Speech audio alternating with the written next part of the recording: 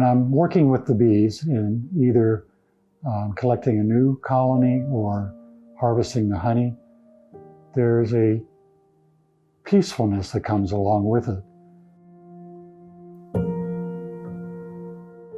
Sometimes it's challenging because, sometimes a bee removal can be very challenging.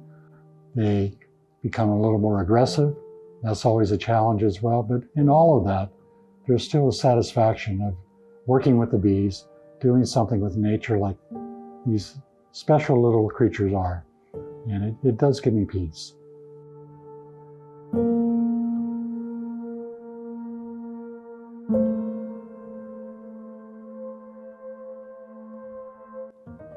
I started beekeeping back in 1981. It's always been a hobby. It's never been a profession, but there is a passion that goes along with it.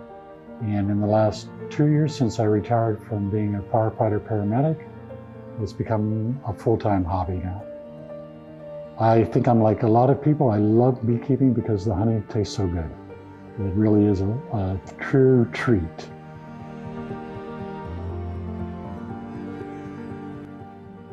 For me, the most difficult thing about beekeeping is keeping the bees healthy.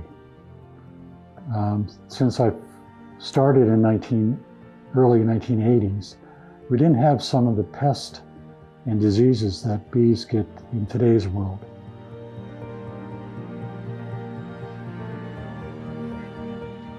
Bees have a very unique skill of communicating with each other several different ways. One is by pheromones that they emit. That's just the smell that they put off that will attract other bees, will signify danger. They also do different dances in front of the hive, the opening to the colony, which will tell the other bees which direction to fly to find the nectar and the pollen.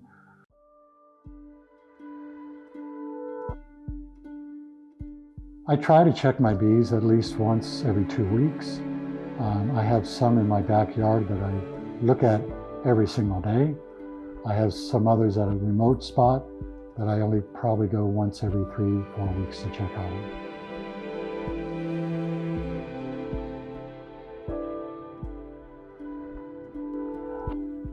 Local honey is always the best.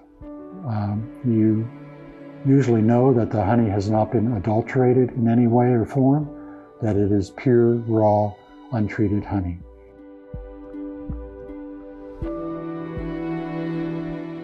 The environmental aspect of keeping bees and raising colonies of bees for either production or for pollination is so important to the environment.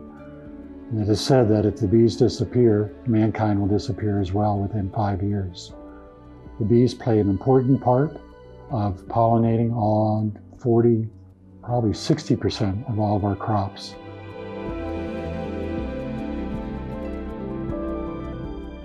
There are several things that the general population can do to help the survival rate of the bee populations. If you live in an area where you're allowed to have a garden or plant flowers that the bees are attracted to, plant them.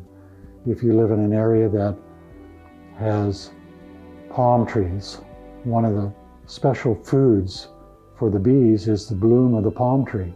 Be careful of how we use the use of pesticides in our homes and in our gardens because it does kill the bees. I think the general public and humanity have grown up to fear bees because they do sting. They can be aggressive at times if you treat them wrongly or if you get into their pathway. But for the most part, it's education. If you can find someone to teach you a little bit about the habits of bees, their gentleness at times, their aggressiveness at times, if you learn to figure out when those times are by listening to the bees and watching their attitude and their movements, you really see that bees are not the bad guy on this planet. They do a lot more good than they do bad. And so it is education.